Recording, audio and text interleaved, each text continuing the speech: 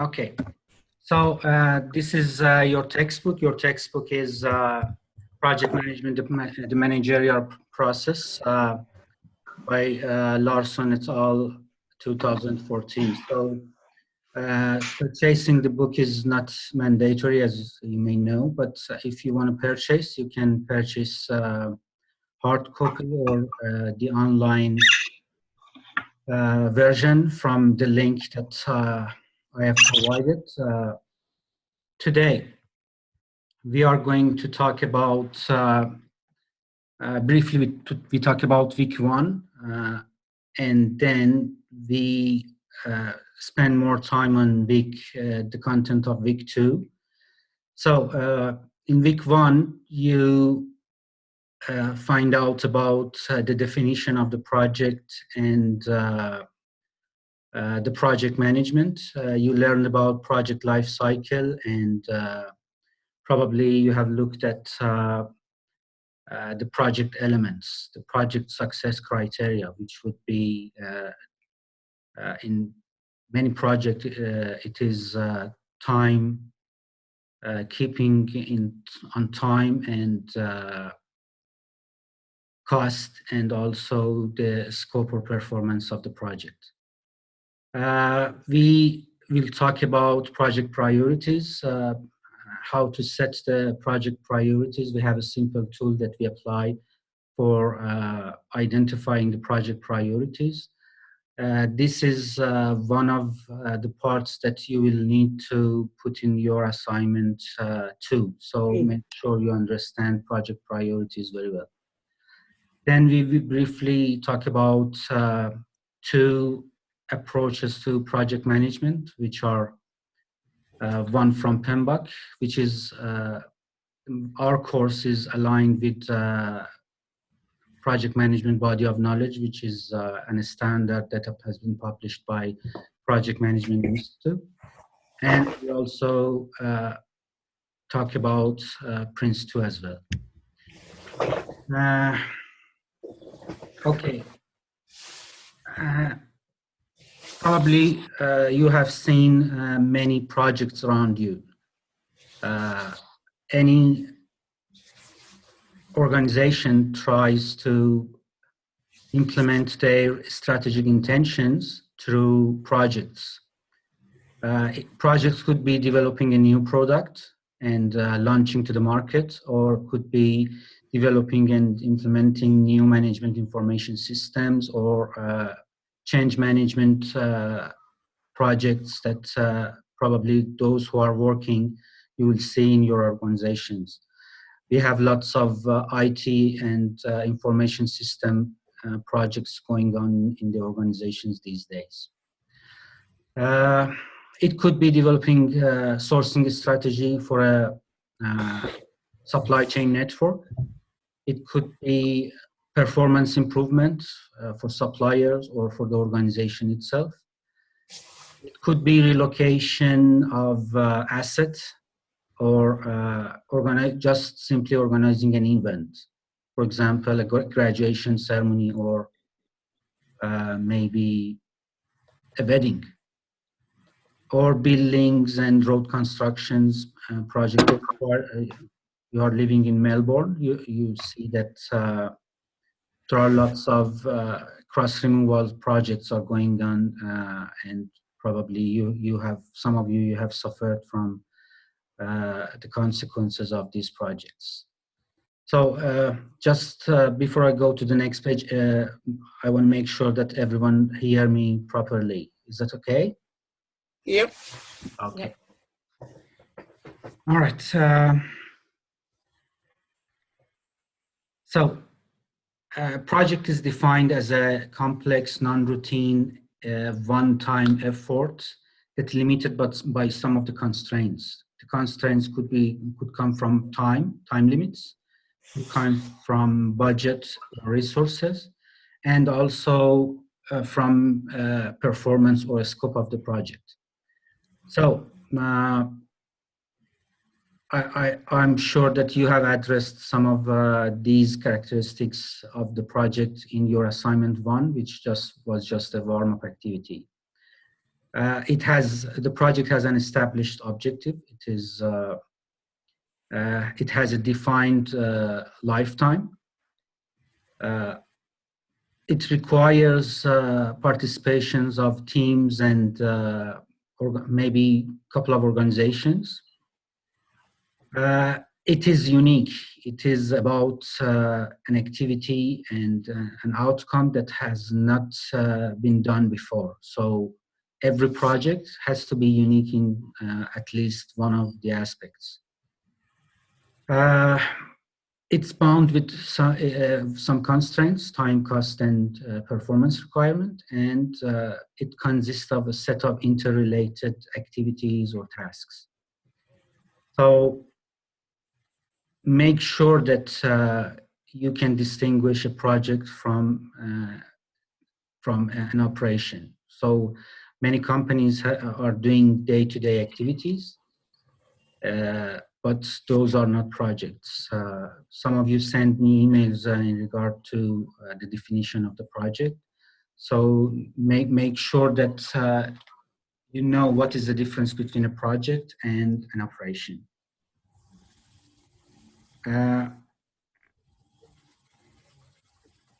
Okay, as we all use tools for many applications, when we want to run a project, we have to have proper tools.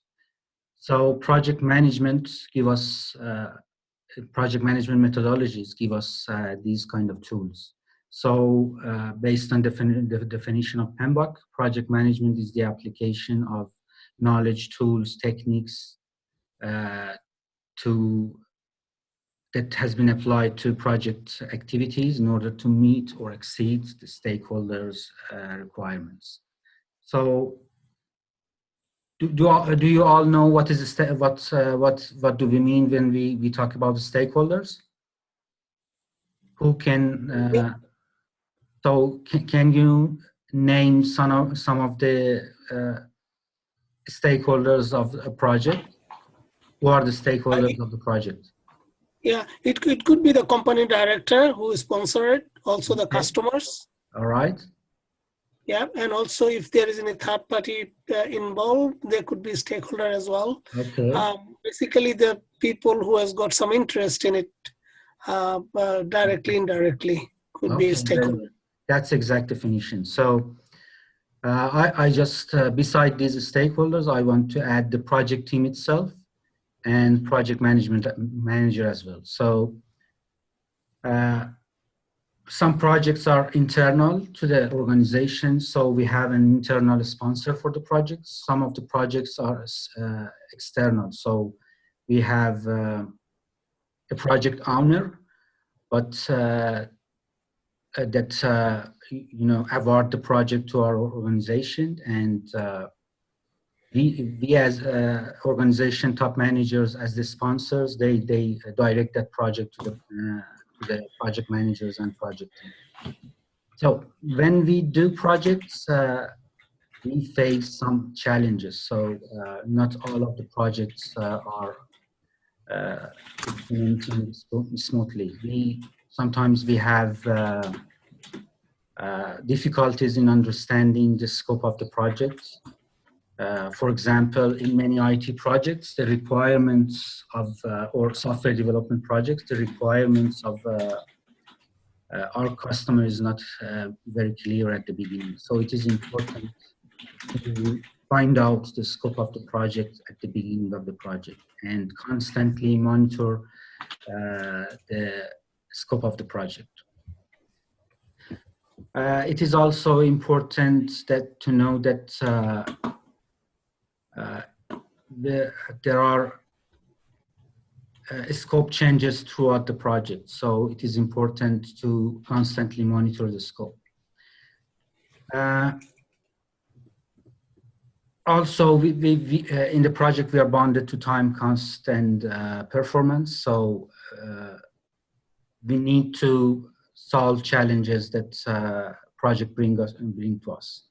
Managing communication is very important in the project. Many projects are failing because of miscommunication between various stakeholders in the project.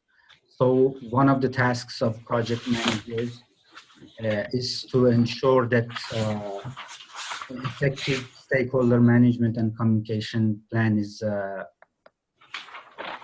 in progress in the project. Managing teams, different teams also could be challenging, especially for complex projects. Also, we always have lack of proper resources in our projects. So many risks are coming from the lack of resources in the project. Project planning itself sometimes could be a problem, and failure to manage risk and identify risk at the beginning of the project and throughout the project could be challenging. In your assignment 4, you will have a case study that there are some problems managing risk in the project. So you will need to evaluate that project, and also one part of the improper management of risk. Also, one of the important risks in the project and challenges in the project is the lack of project management skills. So these are the challenges, some of the challenges that projects are facing these days. Any questions so far? Okay. No.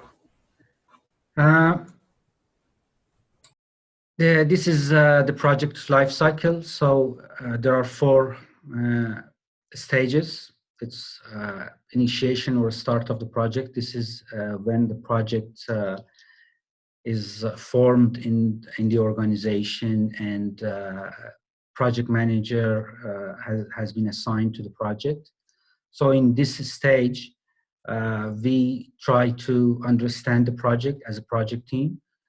In this stage, project is getting authorized by the sponsor, and we try to develop preliminary scope, and also we try to find out who are the stakeholders of the project. Then we enter to planning phase. We prepare detailed plan, scope statement, the breakdown structure of the job, the work that we have to perform, and we try to resource our needs, and also we try to have a risk management plan. Then we start executing the project, and at the same time we monitor and control all the activities based on the plan that we have, and whenever necessary we make changes. Then we enter at the closing stage. At this stage, we formally close the project. Project management body of knowledge is set around project life cycle. So you will see that in many parts of project management plan, project management body of knowledge, you will see that they have related the content and knowledge areas to project life cycle. So if any question you have in regard to life cycle, let me know. I'm ready to answer. Okay. Project elements. So the traditional project management has set the success criteria of the project based on 3 elements, 3 basic elements. One is scope, time, and cost. In this course, whenever we talk about project elements or iron triangle, we mean time, scope, and cost. So what do you think? Do you think these are the only project elements that are important in executing projects? Have you seen any other in your work experience or in the projects that you've been involved? Have you seen any other elements that could be important? One of the other one is quality, I think. Also, I mean, they are very they're related, but Okay. quality could be another elements of the project. Okay. Quality is falling within the performance requirement of the job. So it is mainly, when we talk about quality, we mean we refer to the scope of the project. So it means that uh, when the quality is met is the time that we have accomplished the scope of the projects very well. Any other thing, any other elements that you want to add to this construct? I think another one is require the cooperations between different departments. So require the people with different skills in the project. Okay. So when in terms of people, what do you think? How people could be happy when they are working in the projects? When you work in the projects, how are you getting satisfied with the project? What do you think? Well, I think we set up a target for that project, and if we reach the target, then obviously we can say for that part of the project it's complete or it's satisfied. So when you do that, your company is satisfied. What about yourself? How are Well, you happy with the project? I'm always happy. If the customer's happy, you'd be happy? Yeah, that's correct. Okay. So you mentioned when the customer is happy, you are happy. So customer satisfaction could be one of the project elements, isn't it? Yeah, that's correct. If you do anything correct in terms of scope, time, and cost, and everything is fine, you run the project within the budget limitations, you reach the performance of the project, and also you meet the due date. But at the end, the customer is not happy. Do you think that the project has been successful in that situation? I think that in the real world, obviously, sometimes maybe will be a little bit over budget, but it's also depends on, because there are some unexpected factors in the project.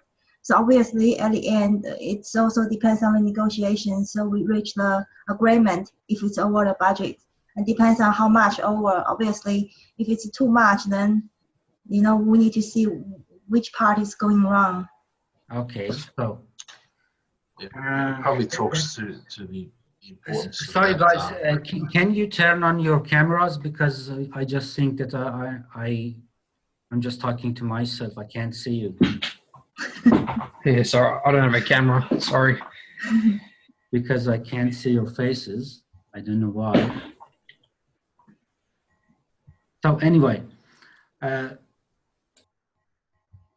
these project elements nowadays, many scholars see project success as a multi-dimensional construct. Adding to time, cost, and scope, they also add customer satisfaction. They also add somehow team or people performance. Imagine that if you learn something in the project, you would be more happy. So the skill set that you acquire by implementing the project, it makes you more happy. So people elements also added to this construct. So this construct is getting more complicated when we look at it from perspective of other stakeholders. But in the context of this course, whenever we talk about project success, project elements, we just mean these 3 factors. So in your assignments 2 and 3, and also 4, you will discuss based on these 3 elements. Mhm. Okay, so this is from PM Network. You will see that what other people think about project success. So many people see the project success through stakeholder collaboration. If stakeholders collaborate very well, they think that the project is a success. Sometimes the project is going over budget and over time, but at the end the customer is happy with the results. And those who has been collaborating in the project, they are happy. So this could be another element of project success. Some other stakeholders see transparency in the communication as another success criteria. Also, ability to adapt to the change. So this could be another important area. Also, objectives clarified as early as possible. These are other project success elements. So we move on to project priority matrix. So at the beginning of the project, it is very important to think about the elements of the projects and set your project priorities. Sometimes you have a project that it is very tight in regard to the time, but cost is acceptable. Cost you can if you go over budget, there is not a big deal. Or if you make some change in the scope of the project, it would be fine. So when it is important to set the project priorities at the beginning. This is a simple tool that we use to set the priorities. So we have constraint, enhance, and accept. Anyone have any question about these terms? Because you will need to put it in your assignment too. You have a project. You have to procure some parts on behalf of RMIT in your assignment 2. So once you define the scope of the project, you will need to set the priorities of the project based on the request for quotation, request for proposal that you already have got. So any question? No, I think it's pretty clear. So, okay, so I have put another graph here. So this is what you will need to do in your assignment 2. You will need to draw this matrix and set your project priorities. Then you will need to discuss it. So make sure you do the same. Mm-hmm. Okay. Just a question here. In your the one that on the screen now, you Yeah. put the circle, right? Like time, enhance, and so on. But some other places I saw is they put star or some other symbol. Yeah. Is it okay? Or is going to be? That's okay. Whatever you put is okay. All right. So Masood, sorry, just you mentioned that assignment 2 would have a predefined topic, and then we'd need to overlay the priority, overlay that against the matrix the way that we're seeing on the screen now. Is that right? Can you repeat it? Because when you talk, it's getting noisy. Can you repeat it? Yeah, no, so I just wanted to just confirm, so assignment 2 would have a predefined project, and then we'd have to overlay the priority over the matrix. Is that correct? So you have a project. We have put our requirements into the project, into the RFP. So you will need to look at it, and based on what you find from the RFP, you will set the project. You will set the project priorities. For example, you might put you might find that the time It's strange. you might find that oh, sorry. Okay, you will need to find that whether time is your constraint, or you can, if you slip through the time, it is acceptable or not. So you will set these priorities. It is important to set these priorities because when you move on to planning the project, you will need to make a time schedule. So you will need to know whether the time is your constraint or not. Or, for example, performance. Can you change the specification of the laptops and desktops that you are going to buy?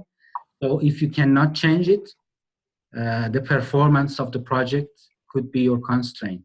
But if you can change it and you can, based on what you find from RFQ, if you find that you are authorized to change it, it could be enhanced or accepted. And in terms of cost, if going over what we have already mentioned in the RFQ, if it is acceptable to you, to us, you find that it is acceptable to the client, you put it as accept. If not, what could it be? It could be your constraint or enhance. So you will need to set these priorities at the beginning of the project. Have you got your answer? Yes, thank you. Okay.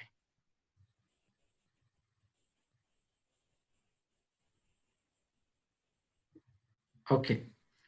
So there are some project management methodologies in you know, professional working environment. One is Prince2, which is basically developed by an organization in UK, and it is a process-based methodology. So it means that you have to follow certain rules to accomplish the project. So it is very popular in UK, in Europe, and also in Australia. So make sure that you look at their website and you find out about this methodology. What we are discussing in this course, it is based on PMBOK, which is another standard. This PMBOK is a knowledge-based approach. So although you have processes that you need to follow, but the concern of this standard is the knowledge areas that you need to perform in a project. So there are 10 knowledge areas that we go through almost all of them in throughout the course. And there are also 5 process groups. So each knowledge area that you learned, it's getting related to some processes, and those processes, they are categorized into 5 stages: initiation, planning, execution, monitoring and control, and closure. So you will see that there are elements of project life cycle here. Is it clear what is our approach in this project? So we try to give you some hints about the knowledge areas that you require to have when you go to a project environment. Is there any reason why you are using PMBOK rather than Prince2 in here? Because the main reason is that PMBOK is widely accepted around the world, and it is a knowledge-based approach, but Prince2 has limitations because it is not a knowledge area. It's not a body of knowledge. It's a set of rules and regulations that you will need to follow. So when we consider PMBOK is an umbrella that also includes Prince2 as well. So also they have similarities, but PMBOK is more general and it's more applicable to the projects rather than Prince2. This is my understanding of PMBOK and Prince2. Is it US based, that PMBOK? PMBOK is from Project Management Institute, and they also certify project managers all around the world. So it would be good if you look at their website to find out what are they talking about. They also PMBOK has many articles that are useful for you, especially for your assignment 4.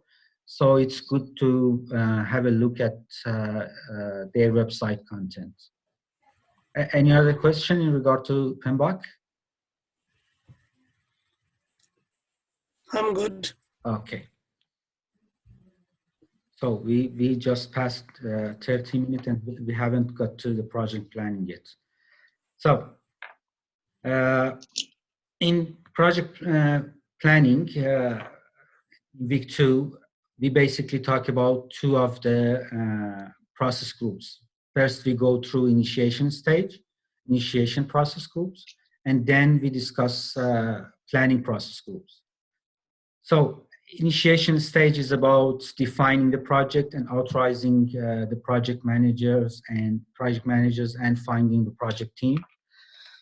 It also relates to defining the initial project scope and setting the project priorities and boundaries. And it is important to identify internal and external stakeholders of the project. So if you look at PMBOK, you will see that there are 2 processes in initiation process group. One is project charter, authorizing project charter, which we will discuss. And the second is identifying stakeholders. These are processes necessary for initiation stage. Then we come to planning process groups. So in planning part, we clearly define the total project scope and objectives. We go through time scheduling and defining the sequence of activities. And we also, the outcome, and we go through the other aspects of the project, for example, stakeholder management, communication management, resource management, cost management of the project, and of course, time management. So the output of the planning process group would be the combination of these outcome of these knowledge areas that I already told you. It could be, it would be a project management plan. So this project management plan, when it's prepared, it would be the Bible of the project. And the other project team and project manager need to follow this project management plan. So make sure that whenever, during the course of the project, whenever we face changes, we need to come back again and look at our planning, and also we might need to make some changes. So in projects, we need to have also the change management plan. So this is another knowledge areas that you will need to know when you run the projects. So this is from PMBOK. You will see that we follow a circle: initiation, planning, executing project, and at the end we close the project. During the initiation, executing project, whenever we face changes, we go back and we change our plan. And we also have boundaries for our projects. The boundaries could come from the sponsors, the project deliverables, and the end users. Okay, so what is project scope statement? When sponsor authorizes the project, starts the project, most of the time if they know the project very well, they issue project statement of the work, which is a detailed description of the work requires to project. So has anyone that worked in the project environment has seen a statement of the work before? Yep. Okay. Can you tell us what is included in that statement of the work? As you said, basically the detail deliverable, detail scope of the whole project, what need to be done by the contractor. Okay, so that's including the could be the cost and the time and the whole thing. Okay, so statement of the work, as you said, it is defining the objectives of the project and major activities that you will need to do in the project to be successful. You might see the acceptance criteria of those activities, also the period of performance, the timeline of the project,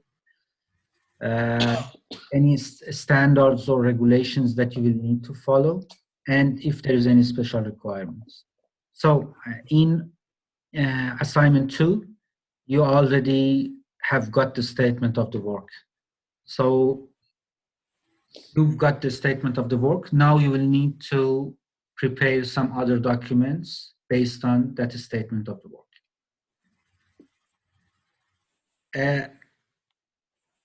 In professional projects, many times that statement of the work come with authorization of the project through a project charter. So your sponsor in the project will issue a document and dispatch it to different departments in the organization that and authorize the existence of the project and the project manager, and defines the level of authority of the project manager.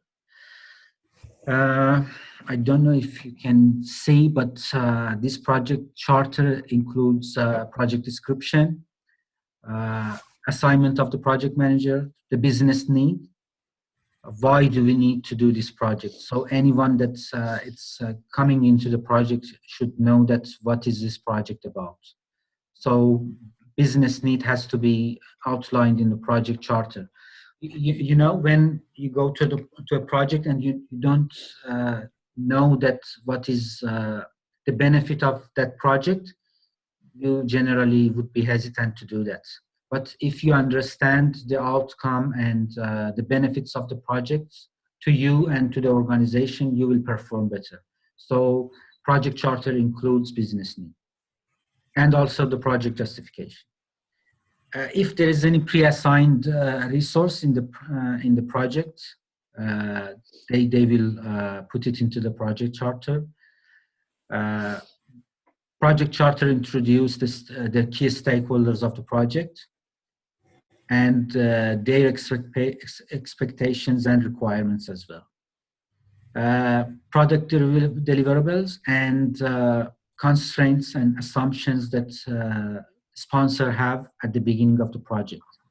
It might also include the high-level risks that already has been identified. So this is project charter. So what is the major difference between the project charter and statement of work? Okay. Project charter is normally used to authorize, the main objective of the project charter is to authorize project manager and formally start the project. And normally the attachment of the project charter could be a statement of the work. So, okay.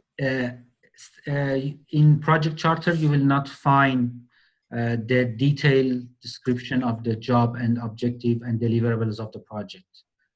But what in statement of the work, you will find all of these things. You will find detailed description, detailed narrative in regard to each of the project objectives. Is it clear? Yes, thank you. So just so I'm clear, it's basically just a bit of paperwork that says yes, we're releasing funds to do Yes. such and such project. Yes, yes. And Yeah, okay. when we authorize project manager, that project manager goes to the other departments and tries to acquire resources for his or her project. So if a sponsor does not authorize the project, the other departments in the organization, probably they will not collaborate with project manager. So one of the important aspects of issuing a project charter is to authorize project managers, so the other departments, the functional departments in the organization, they will find out who is responsible for the project and who is coming to talk to them in regard to the resources. Yep, understood. Okay. Thank you. Okay. So once the project manager and project teams got the project charter, they will work on project scope statement. So they have a statement of the work and they have project charter. So they will need to put it into a project scope statement format, which is basically a vision of the project. So we conclude end results or mission of the project or product or service of the project that is going to deliver in simple words. We put it into a document named scope statement. We define the deliverables for the project, and we also identify the major deliverables. We find what are the major milestones in the project.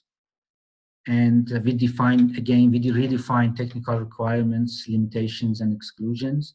And we send it back to the client or customer of the project. So they will need to approve this document. So this is the objective of scope statement, is to make sure that the key stakeholders and project team and project manager are in the same page. Yeah.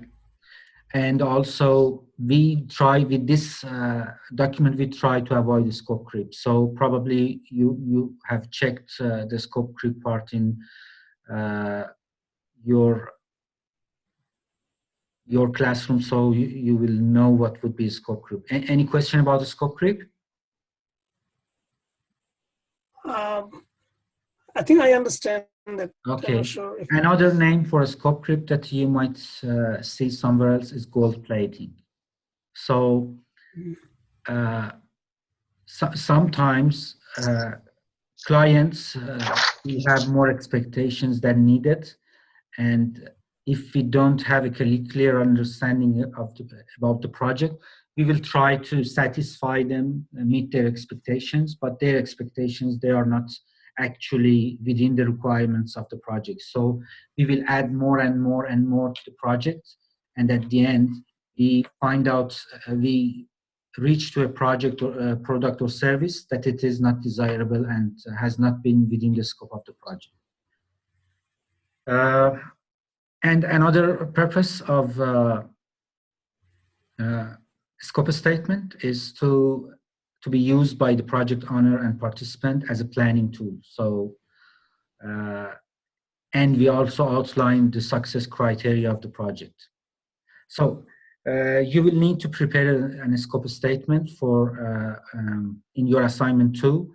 So you make sure that you follow the checklist, and if you follow this checklist, you would be fine. So in case when in your assignment 2, in case you have any question, I would be happy to answer, or send me emails or post your questions in discussion board in Blackboard. Any question? I've got a question here. So, statement of work, project charter, and project scope, those three documents will have a lot of common information in it. Is it correct? Yes, yes. But statement of work and the scope statement, they are very similar together, but a scope statement is in brief. Okay. Okay. We just want to have the customer review the scope of the project, by the project scope statement, and find out whether we have a common understanding about the project or not. So if this is a comparison chart between project charter and project scope statement. So make sure you don't put anything else rather than those that are already mentioned in the checklist. And remember, your project scope should be smart. It means that it has to be specific, measurable, assignable, realistic, and time related. So whenever you put a statement in your project scope, make sure that it is specific, it is related. Don't put things that they are not adding any value to the project and they are not included in the project. In project scope statements, when you talk about limitations and exclusions, you will also make clear what are the out of scopes. Sometimes you have your customer or clients, when they tell you something, they mean something else. So you will need to find them and put it into limitations or exclusions. And this is, remember, this is an important part in your assignment too. So make sure that you find what are the out of scope and what are the limitations of your job, your project, and put it into scope statement. Okay. When we finalized the scope statement and we got approval from our client, we go to start the planning of the project. So the first step is defining work breakdown structure. So basically, WBS is a map that identifies products and work elements involved in the project. It defines also the relationship of the final deliverables of the project and breakdown of that job until the work package. So the many projects, they will have 4 to 5 different layers in their WBS. But make sure at the end, the end level would be your work package, the packages that you will be assigning to a project team, and they will need to complete and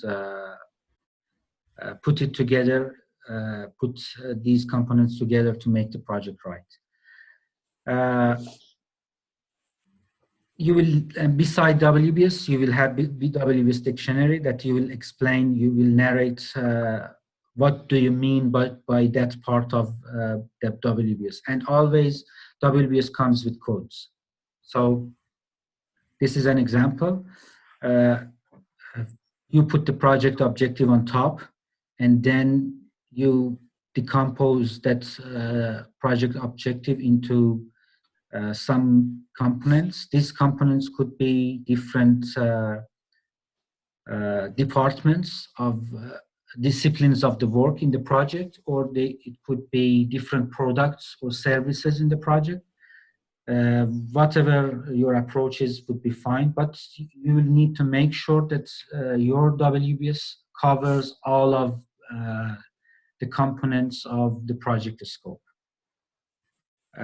Any question about WBS? Okay. You will need to prepare a WBS for assignment 2. just make sure that you will draw it in a WBS format, in this format. And then you will need to put WBS codes, and also you will need to prepare a WBS dictionary for each code, explaining what do you mean and what are the activities involved in each of these codes or major derivatives. Is that clear? The code that you put in there, what I can see on the screen, is it has to be like from 1.1, 1.23 and flows like this? Yes. Yes. And in the dictionary, we have to mention the code as well, that this is Yes. the... For example, if your code 1.1 is, for example, supplier selection, you will explain what do you mean by supplier selection, what are the stages that you will need to follow, what are the activities that are involved in that deliverable. That's part of WBS. So you will need to put a narrative, maybe some bullet points about different activities that are involved in that project. And sometimes the person that is responsible for that part of the scope, that part of the WBS. I see. Okay, thank you. Okay, so what do we mean by the work package? Work package is the lowest level of the WBS, and it defines what, how long, how is the cost, how much, who, and the performance measures for that activity. So you define pieces of the work by the WBS, and at the end is the assignable parts of the scope. Okay, so. And do you have to calculate the cost as well for the very lowest level of the activity? Yes, of course, but it goes to your assignment tree. Okay. Okay. Okay. We talk about developing project schedule in, other week, but there are some certain stages when you want to develop the project schedule. Once you have your WBS, you have your scope, project teams start working, or project planner start working on preparing a timeline for the project, a detailed timeline of the project. So based on the WBS and scope, you will need to define activities, then list them, and you will set the sequence of activities. Then once you sequence the activities, you estimate the activity resources. What resources do you have for each component or each activity of the job? And based on the resources, the available resources you have, you find out what is the duration of each activity. And then you put all of this together and you develop your schedule. I put one important note for you, and it is important that when you set your WBS and your time schedule, your timeline, these two need to be consistent together. So because you will need to cover all parts of the scope, so you will have a complete WBS, and then each of the components of the WBS has to be reflected in time schedule. So when we are going to assess you in assignment 2 and 3, we look at your WBS and compare it to your time schedule. So in case in your assignment 3, you want to change any part of the WBS, because this assignment has been divided in 2 parts. Make sure you will explain why you have added another component to your WBS, and put your WBS again into your assignment 3 if you are going to change it. Mhm. Okay. So uh, I'm not going to talk about activity network and activity diagram because somehow we cover it next week when we work on Microsoft project. But make sure you read it well from your classroom A, and make sure you ask your questions from me. Okay. Okay, how much time do we have now? It's almost over. Just I have one slide, and then I will answer if you have any question. Just for your assignment 3, which is coming in the, I think, week 5. I think you will need to prepare your time schedule and assign your resources and come up with the budget of the project by using Microsoft Project. Have you ever used Microsoft Project before? No. No. Okay, so I just want to remind you that this is an intensive course. So a 12-week teaching has been, squeezed into 6 weeks, so you don't have much time.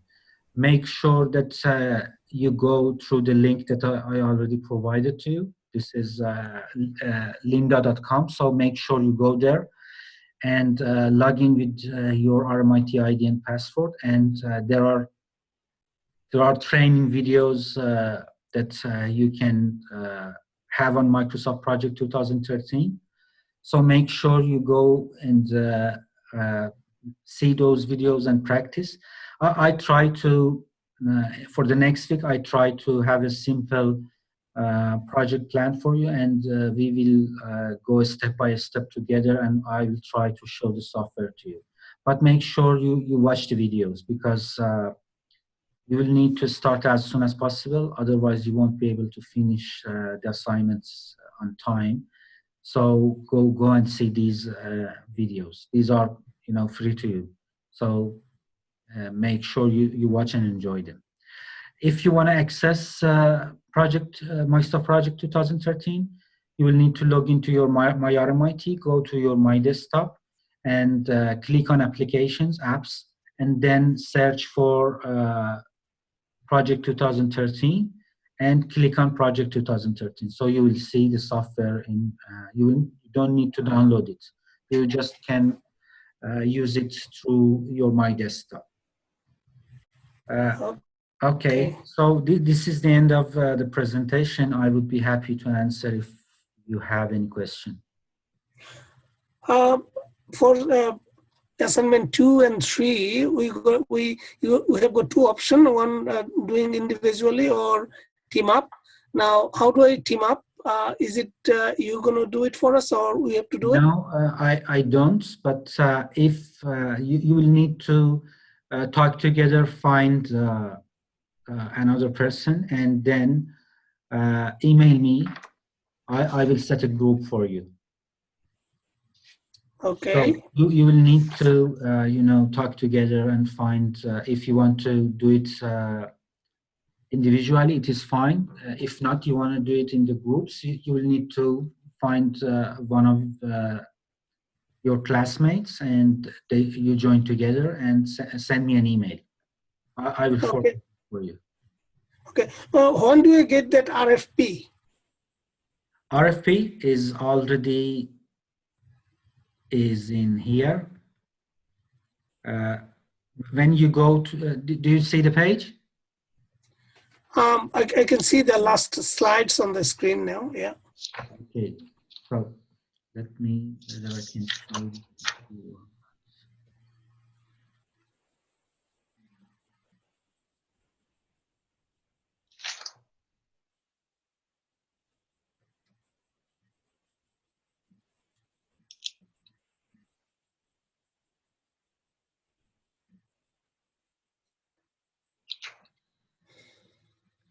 Close this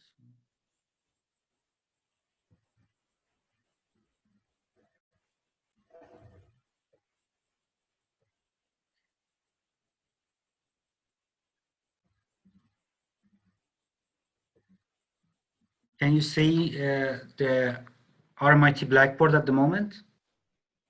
Yeah. Yes.